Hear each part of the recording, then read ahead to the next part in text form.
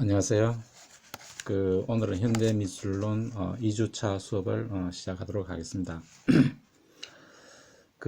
지난 시간 오리엔테이션 시간 때 현대미술이란 무엇인가, 우리 한국에서 이제 흔히 학술적으로 제도적으로 쓰고 있는 현대미술이라는 이런 용어가 어떻게 통용되고 있는지, 이런 용어가 현재 모던 아트, 포스트 모던 아트, 컨템포러리 모두를 포괄하는 방식으로 사용되고 있는데, 이것에 대한 문제점을 간략하게 지적한 바 있습니다. 그걸 통해서 미술의 개념이 역사적으로 어떻게 변해왔는지, 아카데믹 아트, 모던 아트, 이 포스트 모던 아트, 컨템포러리 아트, 이렇게 크게 어떻게 전환되어 왔는지 이런 것을 간략하게 살펴봤는데, 오늘은 일단 현대 미술의 기원이라고 볼 수 있는, 이제 한국에서 사용되고 있는 현대 미술이라는 용어가 처음 이 모던 아트에 대한 번역으로 이제 출발했기 때문에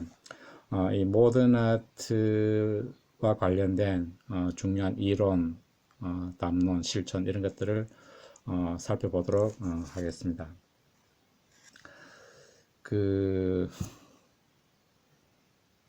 우선 이 모던 아트가 흔히 저희들이 이제 학교에서 배우는 모던 아트는 형식주의 모던 아트예요. 그런데 이 모던 아트는 그런 형식주의 모던 아트만 있었던 게 아니라, 모던 아트가 크게 두 갈래에 나누어서 설명할 필요가 있습니다. 이 지난 학기 수업을 들으신 박정인 선생님이나 베이진 선생님께서는 이 형식주의 모던 아트를 저한테 배우고 싶은데, 이번 학기에는 이 모던 아트의 두 갈래를 함께 좀 배워볼까 합니다. 이 페터 브루그라는 미학자가 있는데, 독일 사람입니다. 이분이 쓴 아방가르드 이론, Theory of Avantgarde라는 책이 있어요. 1974년도에 출간된 책인데 굉장히 유명한 책이고 많이 읽힌 책이기도 하고, 현재 한국말로도 번역되어 있어요. 최승만이라는 교수분이 아방가르드 이론이라는 걸로 번역되어 와 있기도 한데, 이런 모던 아트를 좀 깊이 공부하기 위해서는 한번 좀 참조해 봐야 될 그런 책입니다. 이 페테 브루라는 사람은 이 책에서 역사적 아방가르드라는 개념을 갖고 이 모던 아트의 두 갈래를 설명하고 있어요. 우선 이런 역사적 아방가르드는 두 가지로 나누어서 설명할 수 있는데, 하나는 예술적 아방가르드, 이제 이 모더니즘 미술을 예술적 아방가르드로 보는 거예요.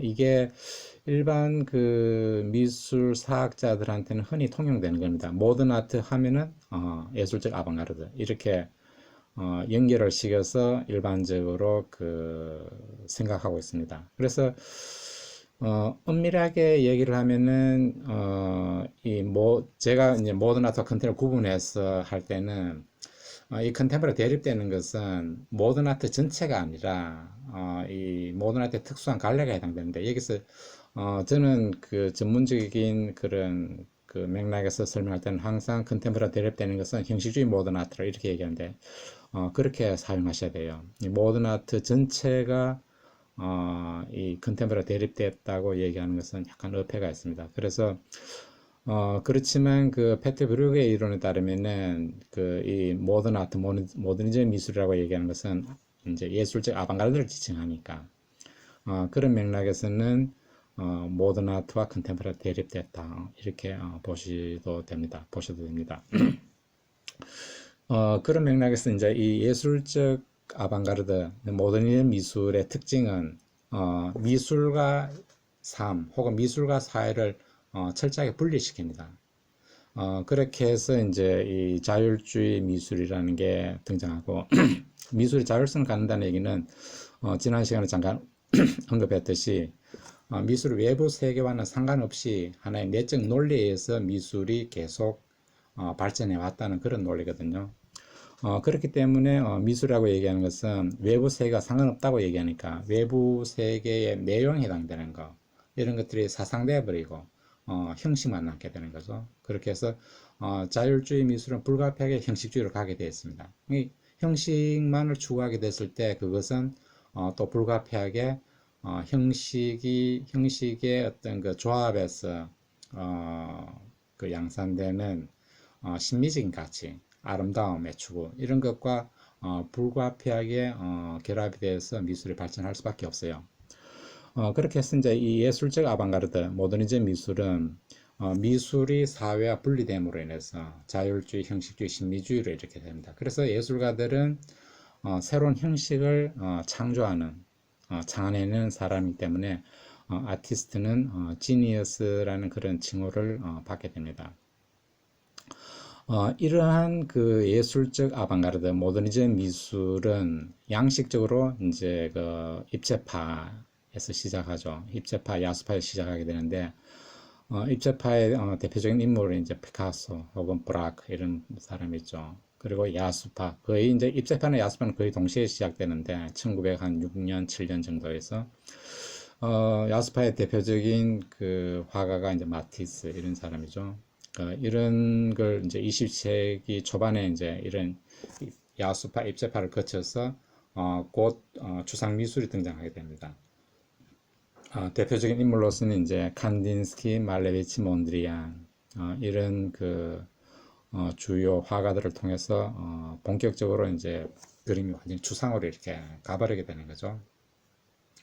이런 미술이 그 2차 세계대전 그 말기까지 쭉 지속되다가 2차 세계대전 이후가 되면은 미술의 중심축이 이제 미국으로 이렇게 넘어와서 후기 회화적 추상 혹은 그 추상 표현주의라고 일컬어지는 이런 미술로 계속 발전하게 됩니다. 대표적인 인물은 이제 잭슨 폴록, 마크 로스코 뭐 이런 사람들에 의해서 계속 이어지게 되는데 이렇게 봤을 때 예술적 아방가르드, 흔히 우리가 모더니즘 미술을 대표한다고 부를 수 있는 이런 예술적 아방가르드는 20세기 초반에서 20세기 중반, 잭슨 폴록이 사망하는 시기까지 끊임없이 하나의 이즘의 시대를 만들어내며 이제 지속적으로 발전되어 온 그런 역사죠. 이게 이제 모든 기간 동안 20세기 초반 전반 기간 동안에 하나의 어떤 그 미술의 하나의 주류의 흐름이라고 그렇게 볼 수가 있어요. 그 반면에 이 20세기 전반 초반에는 이런 예술적 아방가르드 미술만 있었느냐? 그건 아닙니다. 굉장히 중요한 건데 이런 그 맥락에서 이번 학기 수업은 그 다른 쪽에 있는 미술을 그 상당 시간을 투자해서 저희들이 살펴볼 거예요.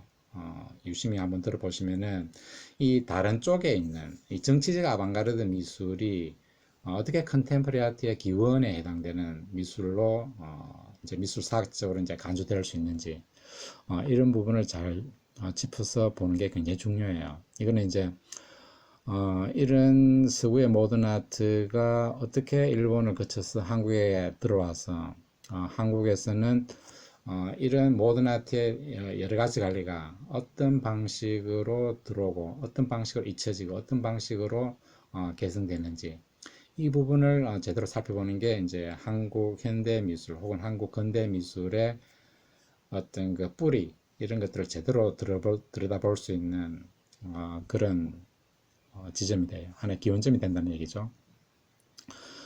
그런 맥락에서 이제 이 정치적 아방가르드는 그 페터 브루그에 따르면은 반모더니즘 미술에 해당됩니다. 그러니까 위에 있는 예술적 아방가르드를 부정하는 그런 맥락 관점에서 접근했던 미술이 이제 정치적 아방가르드 미술이라고 불릴 수 있어요. 여기에 해당되는 그 작가들은 미술은 기본적으로 삶과 사회와 다시 연결을 시킵니다. 연결을 시켜서 미술의 삶을 변화시킬 수 있고 하나의 어떤 그 우리 사회를 혁명시킬 수 있는 그런 기능을 갖고 있다고 봅니다. 그래서 하나의 어떤 유토피아를 지향하는 그런 그 화가들이 이제 일련의 곳곳에서 이제 등장하게 되는 거죠. 그래서 예술적 아방가르드는 아티스트가 지니어스, 천재로 불려졌다 그러면은 정치적 아방가르드에서 예술가는 하나의 혁명가가 되어버립니다. 우리 사회를 바꾸고 사회를 보다 나은 세상으로 그 전환시키는데 일정한 역할을 할 수 있다고는 있다는 그런 신념을 갖고 있는 미술가들이에요. 그래서 이런 미술, 이제 정치적 아방가르드 그 작품에서는 작품이 작품 녹이는 하나의 서사, 개념, 내용이 있게 되는 거죠. 그리고 이런 미술들은 기존에 있는 미술, 그러니까 예술적 아방가르드 미술을 비판하는 맥락에서 다시 이제 삶과 사회, 미술과 삶, 미술과 사회를 긴밀하게 연결시켜서 작업을 하게 됩니다. 우리는 이런 그 정치적 아방가르드 계열에 있는 미술을 미술사적으로는 다다이즘부터 시작합니다. 20세기 초반에 듀샹을 비롯한 이 다다이즘, 그리고 독일의 표현주의, 조지 그로스나 오토딕스 같은 사람, 그리고 미래파, 마니네티, 그리고 뭐 보치오니 뭐 이런 미래파 작가들이 있죠. 그리고 초현실주의 대표적인 이런 게 그 막스 프로통, 온탈리, 그리고 러시아 구성주의, 타탈리나 로드첸코 이런 것으로 이어져서 이제 계속 발전해 옵니다. 그런데 그 한국에서는 그 20세기 초반의 미술을 다루게 될 때 그 압도적으로 예술적 아방가르드 중심으로 이렇게 다뤄지고 이건 서구에도 크게 다르지는 않아요. 실제로 이제 모든 이제 그 당시 20세기 초반을 대표했던 미술 양식이 이제 이 아방가르드, 예술적 아방가르드 혹은 모더니즘 미술이었기 때문에 주로 이제 그 20세기 초반 한국의 이제 그 현대 미술의 20세기 초반의 미술을 다룰 때는 예술적 아방가르드 중심으로 다뤘지만 미술사적 맥락에서 특히 이제 컨템포리 아트 맥락에서는 이 정치적 아방가르드 계열의 미술이 굉장히 중요해요. 이 다다이즘, 표현주의, 미래주의, 초현실주의, 러시아 구성주의 이런 미술. 그런데 그 이 하단에 있는 그 정치적 아방가르드 미술은 한국에서는 별로 다뤄지지는 않습니다. 많이 다뤄지지 않는다는 거죠. 예를 들어서 이제 이 현대 미술론 이런 수업을 하게 될 때도 압도적으로 예술적 아방가르드가 한 88, 90% 정도 이렇게 다뤄지고 정치적 아방가르드는 뭐 10%, 많으면 한 20% 정도 다뤄질까? 그런 식으로 이제 그런 미술사적 이제 그 비중에 따라서는 얼마든지 그렇게 이제 수업을 진행시킬 수 있지만 이 컨템포리 아트 맥락에서는 거의 정치적 아방가르드 미술이 굉장히 중요합니다. 그렇게 해서 이번 학기 수업에서는 그 역사적 아방가르드에 해당되는 미술을 뭐 오늘이나 뭐 다음 주 정도 살펴보고 정치적 아방가르드 미술을 이어서 최소한 한 2, 3주 정도 이렇게 살펴보게 될 거예요. 왜? 이 정치적 아방가르드 미술을 제대로 들여다보게 되면은 컨템포리 아트가 어떻게 20세기 초반부터 이미 그 기운을 갖고 있는지 그런 지점을 제대로 이해할 수 있게 되는 거예요. 자, 충분히 이해하셨을 줄로 믿는데 에르스트 키스네 페터비르그의 아방가르드 이론을 기점으로 해서 모던 아트의 두 갈래를 좀 본격적으로 살펴보겠습니다. 오늘은 그 아까 조금 전에 예고한 대로 예술적 아방가르드 부분에 대해서, 그러니까 모더니즘 미술이지 해당되겠죠. 이 부분을 본격적으로 살펴보겠습니다. 이 예술적 아방가르드, 모더니즘 미술을 좀 더 이제 깊이 있게 살펴보려 그러면은 그 이론적인 틀을 제대로 이해할 필요가 있는데 그런 의미에서 이 칸트의 취미론과 모더니즘 이 부분이 굉장히 그 중요합니다. 왜냐하면은 그 예술적 아방가르드를 이제 주창한 그런 이론 이제 비평가들이 예를 들어서 이제 그 크레멘트 그린버그, 그 해롤드 로젠버그, 뭐 이런 그 마이클 프리드 이런 그 이론가들이 혹은 비평가들이 그 칸트의 그 이 건대미학에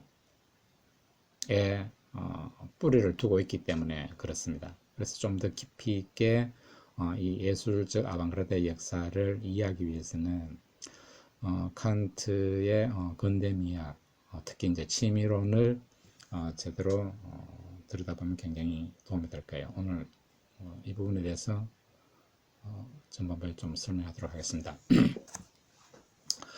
칸트는 그 철학 혹은 근대 미학에서 굉장히 중요한 인물인데 뭐 가장 위대한 철학자 중에 한 사람으로 흔히 일컬어지는데 뭐 칸트를 세부적으로 들어가서 이제 보기는 어렵지만 간략하게 칸트를 소개하자면은 18세기 인물이에요. 18세기 철학자고 1724년 태어나서 이제 19세기 초반에 이제 돌아가신 분인데 근대 철학을 집대성한 또한 근대 미학을 집대성한 완성자로 이제 일컬어진데 그런 타이틀이 붙게 되는 배경은 당시 18세기에 영국을 비롯한 이 경험주의 철학이랑 이 독일 계열의 이제 합리주의 철학을 갖고 있는 문제점을 이제 비판적으로 극복해서 하나의 그 자기의 어떤 비판 철학을 통해서 이 양자의 어떤 그 경험론과 합리론의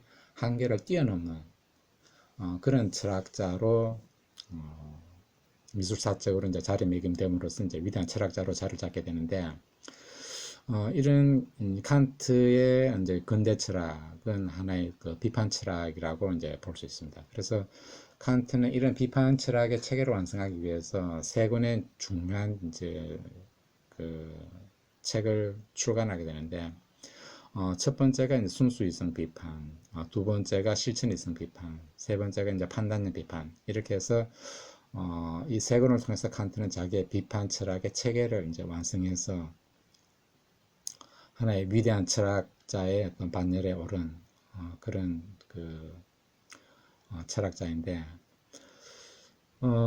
순수이성 비판, 실천이성 판단력 비판에 이제 그 체계를 간략하게 좀 살펴보자면은 순수이성 비판은 순수이성이라고 얘기하는 것은 우리의 인간의 능력 가운데 지식에 관한 알에 관한 능력을 이제 순수이성이라고 불렀던 겁니다. 다른 말로 하면 지성, 알지자를 써서 성, 우리의 어떤 그 성품에 해당되는 능력을 얘기하죠. 알에 관한 능력. 인간이면은 누구나 이런 그 알에 관한 능력을 갖고 있다고 보는 거죠. 그렇게 해서 우리는 교육을 하게 되는 거죠. 예를 들어서 무슨 수학 1+1은 2다 이런 이제 지식을 습득하기 위해서 우리가 발휘하게 되는 능력이 바로 이 순수이성 또는 지성이라는 거예요. 그래서 칸트는 순수이성 비판이라는 책에서 이런 지식, 알에 대한 하나의 어떤 철학 체계를 수립한 거예요. 이걸 이제 인식론이라 부릅니다. 인식론이라고 얘기하는 것은 우리가 대상을 어떻게 인식하는지에 관한, 그러니까 알에 관한 철학에 해당되는 거죠. 그렇게 해서 이제 이런 그 인식론이 왜 중요한가, 우리의 어떤 그 알의 철학이 왜 중요한가, 그것은 우리에게 하나의 진리를 깨우쳐 주기 때문에 그런 거죠. 진리를 전달해 주는 거. 그러니까 수학적인 지식, 물리학적인 지식, 천문학적인 지식, 생물학적인 지식, 뭐 사회학적인 지식, 굉장히 다양한 어떤 그런 그 인문, 사회, 과학, 뭐 천문학 이런 그 지식을 지식이 도대체 어떻게 만들어지는지, 그것이 어떻게 어떤 객관적인 근거를 이제 확보하게 되는지 이런 걸 다루는 걸 이제 인식론이라고 불러요. 그렇게 해서 이제 이 순수이성 비판을 통해서 인식론의 체계를 이제 비판적 인식론의 체계를 이제 그 저술하게 되고, 그리고 실천이성 비판에서는 그 이 윤리학을 성립하게 이제 윤리학의 체계를 완성하게 되는데 이것은 그 인간은 또한 지성의 능력뿐만 아니라 이성의 능력도 갖고 있다는, 여기서 이성의 능력이라고 얘기하는 것은 인간의 행위에 관한 판단에 대한 그 능력이에요. 그러니까 인간의 어떤 행위가 도덕적으로 옳으냐 나쁘냐, 뭐 선이냐 악이냐 이런 걸 이제 판단하는 기준에 관한 능력에 해당되는 건데, 칸트는 전문적인 용어로 이것을 실천 이성이라 불렀고 세부적으로는 이성이라고 불렀던 거예요. 그러니까 예를 들어서 남의 돈을 훔치는 것은 우리는 나쁘다, 도덕적으로 나쁘다라고 얘기했는데, 이것을 판단하는 그 능력이 바로 실천 이성이라는 능력이고, 간단하게 얘기하면 이성, 그러니까 좀 더 이성적이어야 된다라고 얘기하면 도덕적인 판단을 갖고 거기에 따라 이제 행위를 하라는 그런 얘기죠. 이렇게 봤을 때 그 실천 이성 비판 윤리학에서는 인간이 그 추구해야 될 또 다른 덕목적 도덕성 이런 것들을 우리는 선이라고 부릅니다. 영어로 goodness라고 얘기하는데, 이 선에 관한 학문이 바로 이제 윤리학이고, 이것이 이제 그 칸트의 실천 이성 비판에 잘 구현이 되어 있습니다.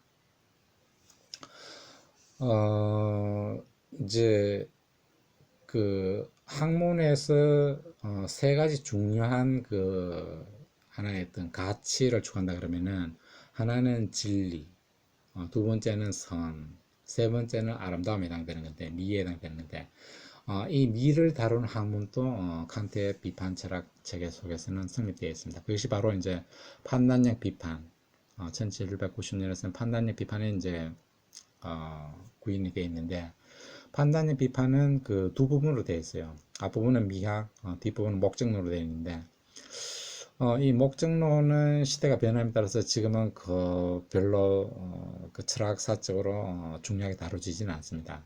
가장 중요한 게 이제 앞부분에 있는 미학에 해당되는 부분인데, 미학은 이 아름다움에 관한 학문, 미와 예술에 관한 문제를 다루는 학문이 이제 이 미학이라는 카테고리 속에서 이제 체계를 구성하게 되는데, 이 미학에서 다루는 이 가치는 이제 미가 되죠. 아름다움에 대한 미에 관한 학문이 바로 이제 판단력 비판에 다뤄져 있다는 얘기입니다. 그래서 이 미학은 세부적으로 이제 그 아름다움을 판단하는 능력은 이제 미적 판단력 이렇게 보고, 이런 미적 판단력도 그 두 가지 종류가 있는데, 하나는 취미 판단. 취미 판단은 미에 관한 판단 능력을 얘기하고, 또 다른 그 이 미적 판단력으로서는 숭고 판단이라는 게 있습니다. 굉장히 숭고하다라고 얘기하는 것은 우리가 단순히 아름답다라고 얘기하는 것은 하고는 분리되는 그런 하나의 어떤 미적 가치 범주에 해당돼요. 그렇게 해서 이제 이 숭고는 수학적 숭고와 역학적 숭고라는 이 두 종류가 있는데, 이 두 파트를 이제 묶어서 칸트는 미적 판단력을 통해서 이제 이 두 부분을 나누어서 이제 설명을 하고 있어요. 저희들이 관심을 갖게 되는 것은 이 바로 취미 판단이에요. 아름다움에 관한 거. 미적 판단력에 해당되는 이 취미 판단을 구체적으로 좀 살펴본다고 얘기를 했는데, 이거는 모든 아트가 기본적으로 이제 형식미, 어떤 이 신미성을 추구한다고 얘기했을 때, 바로 이 아름다움에 대한 추구와 관계되어 있기 때문에 그래요. 그래서 지금부터는 이 취미 판단에 대해서 구체적으로 살펴보도록 하겠습니다. 지금 그 세송의 튤립꽃이 우리가 보고 있는데, 우리는 이런 그 꽃을 아름답다고 얘기했을 때 어떤 근거로 해서 아름답다고 부르는지, 그러니까 그 굉장히 일상적인 맥락에서는 다양한 관점에서 이 튤립꽃이 아름답다고 지칭될 수 있는데, 이 근대 철학에서는, 근대 미학에서는 특히 이제 모던 아트에서 아름답다고 지칭할 때는 그 이제 미학적인 틀 이론이 좀 달라요. 전문적인 맥락에서는. 그래서 이런 부분에서 칸트가 아주 잘 설명해 주고 있는데, 이 튤립꽃이 아름답다고 지칭했을 때 우리는 어떤 이론적인 근거에 의해서 미학적인 토대에 의해서 아름답다고 지칭하는지를 살펴보도록 해요. 취미 판단은 첫째, 네 가지 계기에 의해서 분석하는데 첫째 무관심적이다라고 이렇게 얘기합니다. 이 무관심성이라고 얘기하는 게 취미 판단의 제1 계기에 해당되는데 영어로는 disinterestedness라고 되어 있네요. 제 1계기 이제 성질에 따라서 이제 이 취미 판단은 무관심적이다라고 얘기하는데 이것은 무관심이란 그냥 튜리 꽃을 앞에 두고 여기에 대해서 일체 관심을 배제한 상태로 우리는 그 튜리 꽃을 바라다 봐야 된다는 그런 얘기가 돼요.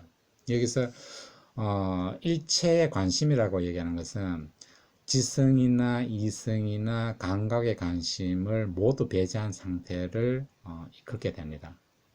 그래서 이를테면은 튜리꽃을 앞에다 두고 무관심적인 태도를 취한다고 얘기했을 때 첫째 지성의 관심을 지성은 뭐라 그랬습니까? 앞에서 그 알에 대한 능력이라고 얘기했죠, 그죠? 인식에 해당되는 거. 그래서 이 튤립이라는 꽃의 어떤 뭐 여러 가지 식물학자로서의 그런 관심, 과학적 관심이죠.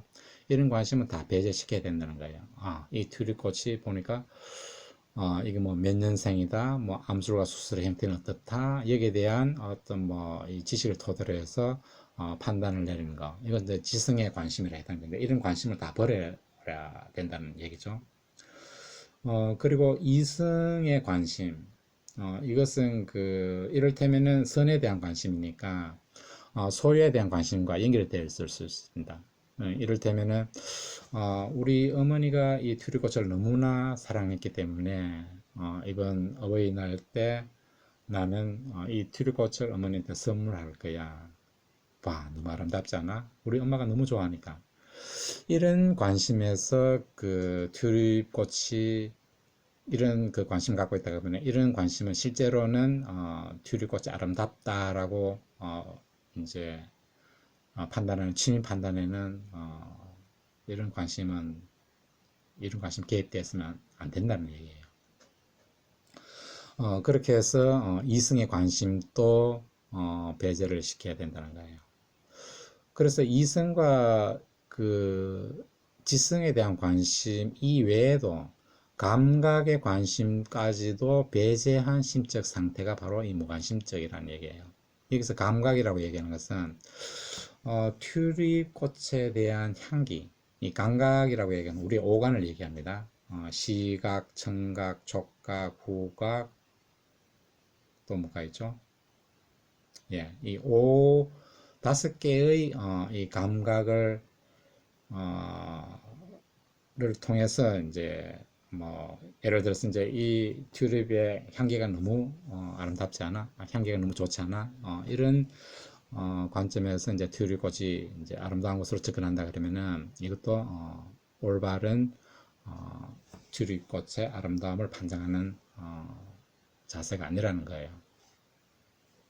조금 정리하자면은 그 취미 판단의 일계기, 무관심성을 통해서 우리가 이제 취미 판단을 내려야 된다고 얘기했을 때는 대상에 대한 일체의 관심, 취미 이외에 그러니까 지성이나 이성이나 감각의 관심을 모두 배제한 상태에서 튤립꽃을 무관심적인 심적 상태를 통해서 관조를 하면 된다는 거예요. 이렇게 했을 때 이런 무관심적인 관조는 꽃, 즉 어떤 대상의 내용이 아니라 꽃의 내용이 아니라 오로지 형식에만 관계해서 판단을 내린다는 것을 얘기를 하겠죠. 무관심적 관조, 이것은 대상에 대한 일체 관심, 이제 이 꽃에 관한 내용에 관해서 모든 그 관심을 버렸을 때 그 꽃에서 남는 건 뭐예요? 우리의 어떤 시각을 통해서 시각 자료만 남게 되죠. 그걸 형식이라 부르는데, 그러니까 예를 들어서 꽃의 형태라든지 꽃의 색깔이라든지 이런 것만 남게 되는 거죠. 이걸 형식이라 부르는데 이 형식에 대해서만 형식에만 관계한다는 얘기죠. 우리의 무관심적 관조가. 그렇게 했을 때 우리의 취미 판단을 이제 그런 방식으로 취미 판단을 내렸을 때 튤립 꽃의 형식에서 쾌의 감정이 이렇게 솟아난다. 정말 괜찮다. 정말 좋다라고 이런 쾌의 감정이 솟아나는데 요게 취미 판단의 하나의 기준 근거가 돼요. 이 쾌의 감정이 순수한 이런 쾌의 감정이 솟아났을 때 우리는 취미 판단을 제대로 내렸다라고 판정을 내릴 수가 있고 바로 그때 우리는 이 튜리꽃은 아름답다라고 이렇게 판단을 내린다는 얘기예요. 한마디로 정리를 하자면은 취미 판단의 네 가지 계기 가운데 첫 번째 계기가 이제 이 무관심적이라고 하는데 무관심적은 일체의 대상에 대한 일체의 관심을 버린 상태에서 아무런 관심 없이 무관심적으로 대상의 어떤 내용이 아니라 형식에 관조를 하게 될 때 우리는 우리 마음속에서 이 쾌의 감정이 솟아난다는 거예요. 바로 이 쾌의 감정을 규정 근거로 해서 우리는 튜리꽃이 아름답다라고 이렇게 판단을 내린다는 얘기가 됩니다. 이 무관심적인 태도는 뭐 우리의 오늘날 일상적인 맥락에서 설명하자면은 멍 때리기 뭐 대회 이런 것들이 이제 미태전에 거행이 되던데 바로 이 멍 때리기 같은 거 아무런 생각 없이 대상에 대해서 멍하게 이렇게 쳐다보는 관조하는 그런 태도 아주 흡사해요. 그렇게 이해하셔도 크게 다를 것 같지는 않습니다. 그러면은 그 다음으로 넘어가 볼까요? 지금 그 제주도에 이 아주 끝없이 펼쳐져 있는 그 초원을 볼 수 있게 되는데 이 초원이 이런 그 초원을 바라볼 때는 좋다, 아름답다 우리 흔히 이런 표현을 쓰게 되는데 이건 어째서인지 어떤 이론적 근거에 의해서 우리가 이렇게 판단을 내렸는지 칸트는 취미 판단의 그 2계기와 4계기를 통해서 면밀하게 분석을 하고 있어요. 그래서 이제 이런 취미 판단은 달리 말하면 아름다움에 관한 판단이죠.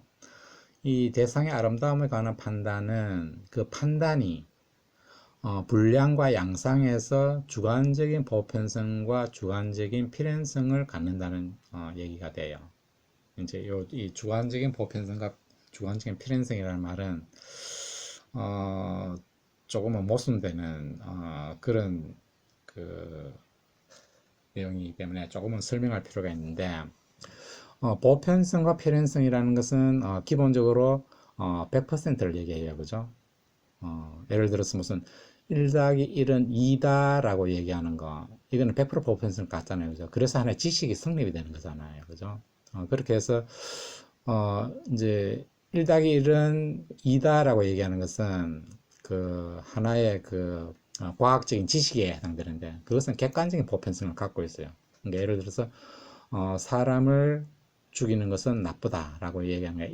이런 판단도 도덕적인 판단인데 이런 판단도 100% 어떤 보편성과 필연성을 요구하는 거죠.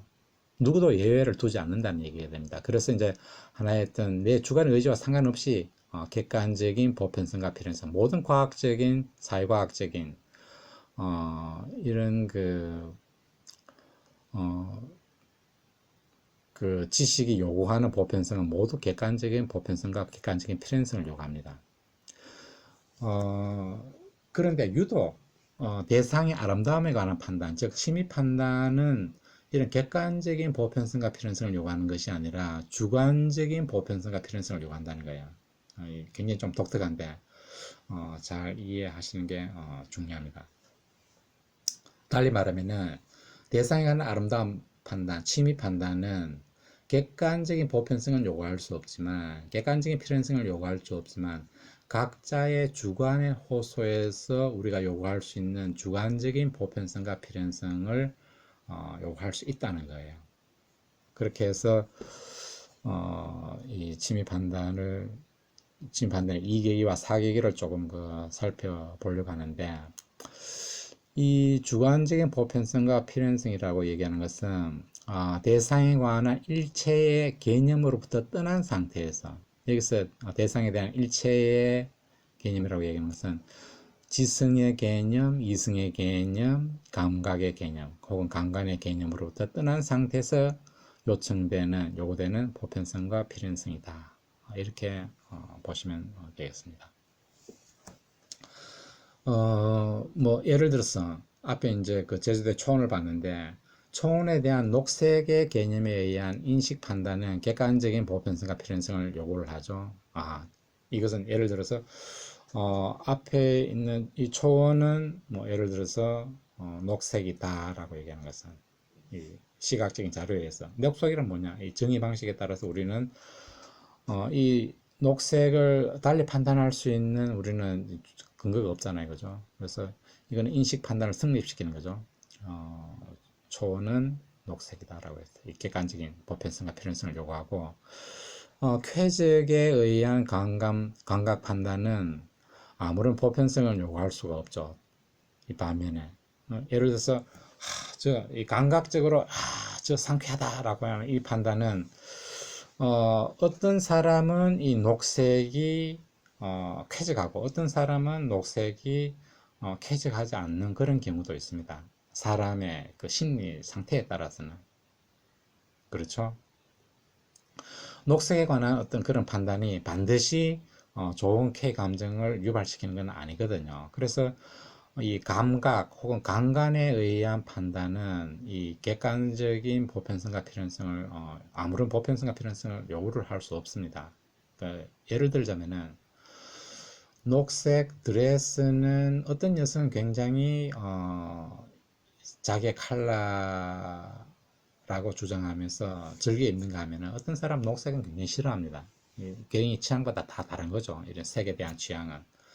그런 의미에서 이 색채에서 오는 쾌적의 감정, 이거는 이제 감관 판단에서 요구하는 건데, 이런 것은 아무런 보편성과 요구를 할 수가 없다는 거예요. 조금 더 뭐 또 다른 예를 들자면, 우리 감각에 기초에 의해서 오는 모든 이 쾌적에 관한 판단은 아무런 보편성과 필연성을 요구할 수 없다는 겁니다. 예를 들어서 지금 우리 교실에 다 같이 앉아 있다고 생각하면은, 그 어떤 사람은 지금 조금 오싹하니까 우리가 히트를 틀자고 얘기를 합니다. 그런데 뭐 상대적으로 뭐 많은 사람 동조를 할 수 있지만, 어떤 사람은 나는 지금 딱 좋은데 이런 것 이렇게 얘기를 합니다. 이런 건 얼마든지 일어날 수 있는 거예요. 왜? 우리의 어떤 그 이 감각, 촉각에 의한 이런 판단들은 각자 다르기 때문에 그렇습니다. 같이 이제 식당에 가서 음식을 먹어도 이 된장찌개가 왜 이렇게 싱겁지? 어떤 사람은 나에게 딱 맞는데, 어떤 사람은 나에게 뭐 짜다, 싱겁다, 맵다, 이 미각에 해당되는 거, 이 감각에 해당되는 거, 이런 판단은 일반적으로 그 객관적인 보편성과 필연성은 요구를 할 수 없습니다. 그렇게 해서 색채 그 자체에서 오는 이 쾌적에 관한 감관 혹은 감각 판단은 아무런 보편성과 필연성을 요구할 수 없어요. 그리고 이 초원에 관한 이 아름다움에 관한 그런 취미 판단은 쾌의 감정에 의한 판단으로서 주관적인 보편성과 필연성을 요구한다는 얘기입니다. 여기서 이제 구분해야 될 것이 쾌의 감정과 쾌적과는 다르다는 거예요. 쾌의 감정은 취미 판단에서 오는 감정이고, 쾌적한 것은 우리의 감각, 감관에 의해서 오는 판단이에요. 이걸 반드시 구분할 필요가 있는데, 이 칸트의 전문적인 용어나 꼭 구분해 주시면 좋겠습니다. 그러니까 이 취미 판단에서 오는 그 취미 판단은 무관심적인 판단이야. 대상에 관한 일체의 관심을 버린 상태에서 순수하게 이 대상의 형식에 반응해서 오는 산출되는 이 순수한 감정, 이게 이제 K 감정. 여기 오게 되면은 우리는 대상이 이제 아름답다라고 이렇게 판정을 한다는 얘기인데, 쾌적한 것은 색채 그 자체가 우리 감각에 호소하는 방식에 의해서 일어난다고 얘기하니까. 그래서 이거는 조금 전에 얘기했듯이 사람마다 다 다르다고 얘기했잖아요, 그죠? 색깔. 어떤 사람은 빨간색을 좋아하지만 어떤 사람은 빨간색을 싫어하는 거예요. 이런 것들은 개인의 취향의 문제죠. 그렇게 해서 아무런 보편성과 필연성을 요구할 수 없다는 겁니다. 그런데 취미 판단에 의해서 우리가 이제 판단을 내릴 때는 그것은 주관적인 보편성과 필연성을 요구한다는 거예요. 조금 이따가 더 세부적으로 조금 설명을 하도록 할게요. 이런 맥락에서 그 취미 판단은 자신의 독특한 주관적인 보편성과 필연성을 요구를 하면서 하나의 자율성을 확보한다. 이렇게 되어 있는데, 그 조금 그 부연 설명을 하자면은,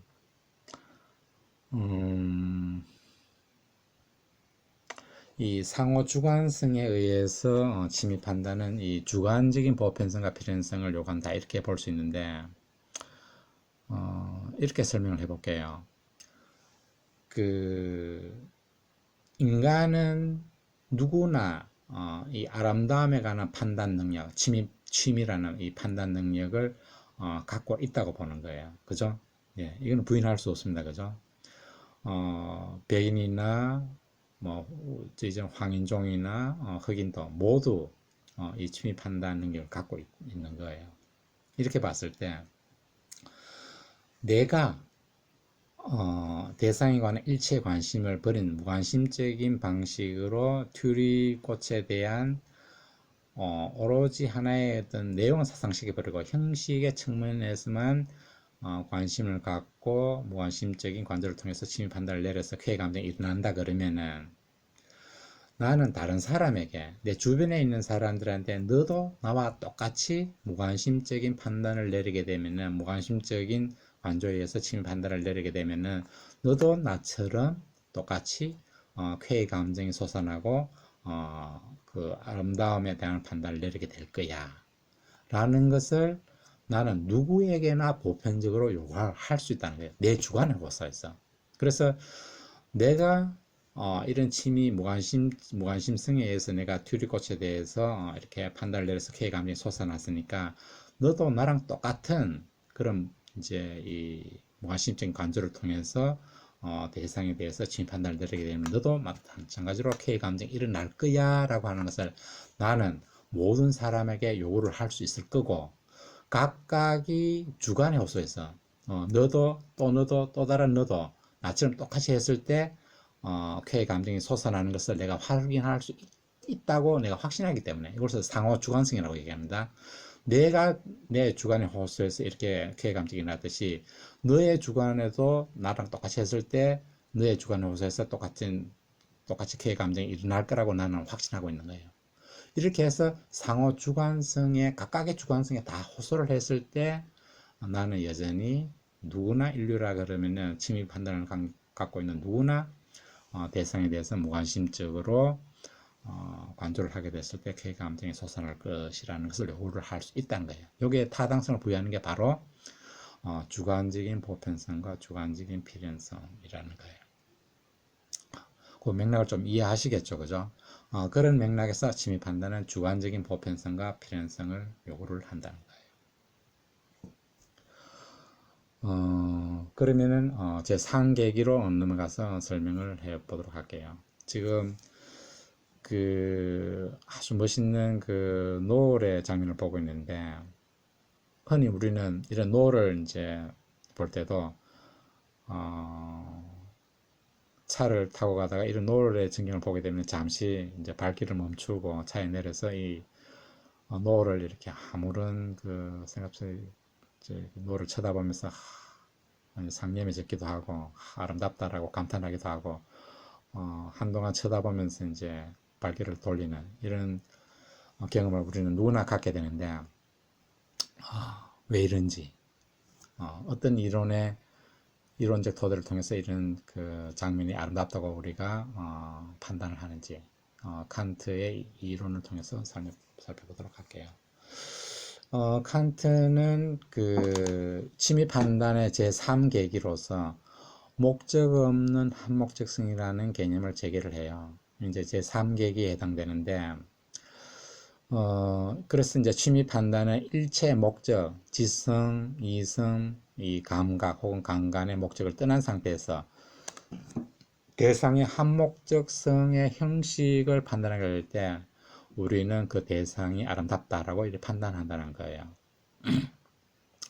여기서 이제 이 한목적성이라는 게 뭔지에 대해서 조금 설명할 필요가 있는데, 이 한목적성이라는 말을 우리는 일상적인 용어에 잘 쓰지는 않아요. 그죠? 그렇지만 이 18세기의 한목적성이라는 개념은 상당히 중요했습니다. 이를테면은 이 나무와 인간은 한목적인 관계에 있다 이렇게 보는 거예요. 나무는 왜 인간은 굉장히 유익한 것을 많이 이제 생산한다고 보는 거죠. 나무는 우리한테 산소도 공급하고 여러 가지 땔감도 공급하고 뭐 그늘도 주고 여러 가지 어떤 약재로도 제공할 수 있는 그런 것도 주고 굉장히 이제 인간에게 유익한 그런 거죠. 그리고 인간도 나무를 마구 베고 이렇게 하지 않잖아요, 그죠? 가꾸고 나무를 이렇게 돌보죠. 조경 사업도 하고 이를 통해서 이제 하는데 이렇게 해서 이제 나무와 인간이 서로의 목적에 딱 이렇게 부합하게 될 때 우리는 한목적성이 존재한다는 거예요. 그래서 이 삼계기는 관계라고 얘기하는데 주체와 객체 사이의 관계에서 이제 한목적성을 생각하게 되는데 이 주체의 목적과 객체의 목적이 서로 일치를 하게 될 때 우리는 이 양자 사이의 관계가 한목적이다 이렇게 부릅니다. 영어로 purposiveness라고 부르는데 이런 한목적성은 자연계에서 혹은 이 사회 관계에서 흔히 이제 목격이 되는 거죠. 그러니까 예를 들어서 요즘 반려견 이런 거 많이 이제 키우게 되는데 반려견에 관한 것도 이 한목적인 관계에 의해서 대체로 성립한다고 볼 수 있어요. 우리가 이제 고양이나 개를 이제 집안에 들여서 이제 키우게 될 때, 특히 현대인의 경우에서는 일방적으로 고양이나 개가 불쌍해서 연민에 의해서 이제 반려견을 키우지는 않거든요. 일반적으로. 그것은 내가 이제 고양이나 개를 이제 집에 들어서 이제 보살피게 되면은 이 고양이나 개는 이 주인에게 어떤 만족감을 이렇게 줍니다. 물론 뭐 이뻐서 주기도 하지만 특히 현대인 같은 경우에는 핵가족이 확산되는 것으로 인해서 특히 개인 홀로 이제 사는 사람들한테는 여러 가지 어떤 동물이 위안을 주거든요. 이 외로움을 덜어주는 그런 기능을 하게 되는데 그런 이제 측면에서 봤을 때 이제 이 반려견, 반려묘와 이 주인 사이는 화목적인 관계가 성립한다고 볼 수가 있는 거죠. 사실 대부분은 이런 한목적인 관계를 통해서 우리 사회나 자연계가 성립하고 있어요. 남자 여자가 서로 만나서 연애를 하고 결혼하는 것도 이 한목적인 어떤 그런 관계를 통해서 이제 성립하는 거죠. 스승과 제자 사이도 마찬가지입니다. 이 한목적인 관계를 통해서 이제 우리 사회가 돌아가고 자연계가 이제 성립하게 되는데 이제 이런 제가 지금 방금 언급한 것은 모두 목적이 있는 한목적성이에요, 그죠? 나의 목적과 상대의 목적이 일치를 하게 될 때 오는 목적입니다. 이건 모든 게 목적이 있는 한목적성이에요. 그런 반면에 유독 대상에 관한 아름다움이 관한 침입 판단을 내리게 될 때는 우리는 목적이 없는 상태에서 일체의 목적을 버린 상태에서 대상과 나 사이에는 한목적인 관계가 성립할 수 있다고 보는 거예요. 이거는 오로지 아름다움에 관한 나와 대상 사이에 이 아름다움을 관조하는 그런 관계에서만 유독 일체의 목적을 떠난 상태에서 한목적인 관계에 있다고 보는 거예요. 이 칸트의 굉장히 중요한 관찰인데 대체적으로 널리 수용이 되고 있고, 지금 또 이런 이론들은 매우 설득력이 있는 것으로 저희들이 받아들이고 있습니다. 예를 들어서 조금 전에 봤던 그 노을의 풍경, 이런 것들은 주체의 일체의 목적이 없이 우리의 어떤 주관, 요 치미의 능력이네, 상상력과 지성이 자유롭게 유의하는 심적 상태와 대상의 형식, 대상의 내용하고는 상관없습니다. 대상의 형식 사이의 관계에서 한목적성이 지각될 때 우리는 대상을 아름답다라고 이렇게 일컫습니다. 실제로 그렇죠, 그죠? 그래서 이제 우리는 그 이제 미의 세계에서는 목적이 없이도 한목적성이 관찰이 되고 그 한목적인 관계를 통해서 우리는 대상이 아름답다라고 이제 판단을 내린다는 얘기죠. 그렇게 해서 그 이를테면은 일체의 목적을 버린다고 하는 얘기는 노을에 관한 지성의 목적. 이거는 이제 뭐 기상학자들이 노을이 졌으니까 내일은 날씨가 맑을 거야 라고 이런 판단. 뭐 이 그 이성에 관한 판단 혹은 뭐 감각의 판단. 노을이 뭐 시각적으로 뭐 너무나 나에게 쾌적해서 뭐 어떻다 이런 일체의 어떤 그 지성이나 이성이나 어떤 이 감각의 목적을 떠난 상태에서 어, 이제 이런 이제 목적을 떠난 상태에서 대상과 나 사이의 한목적인 관계가 성립하고 그런 대상의 이제 형식을 아름답다고 판단하게 될 때 우리는 이런 침입 판단은 목적 없는 한목적성에 의해서 우리가 대상을 아름답다고 판단을 한다는 얘기예요. 말하자면 지성에 의한 인식, 이성에 의한 도덕, 감각에 의한 쾌락은 모두 목적이 있는 한목적성으로 지각되지만 오로지 상상력과 지성의 자유로운 유의에 의한 침입 판단만이 일체의 목적 없는 상태에서 대상의 형식과의 한목적인 관계에서 쾌의 감정을 산출하게 되면은 이때 우리는 대상의 미가 지각된다라고 얘기를 합니다. 이런 관점에서 침입 판단은 목적 없는 그 한목적성의 형식의 개념을 통해서 이 칸트의 침입 판단 이론은 형식주의 이 미학의 단초를 제공을 하게 됩니다.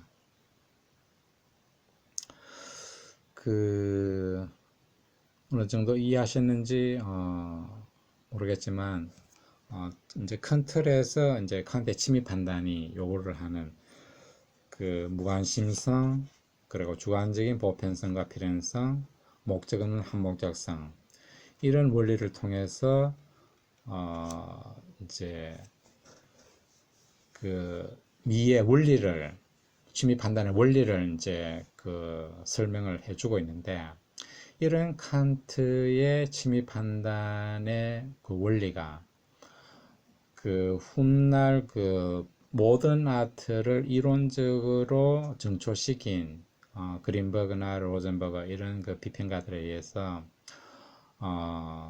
아주 면밀하게 수용이 됩니다. 수용이 되어서 자기의 비평적인 관점을 확립을 해요.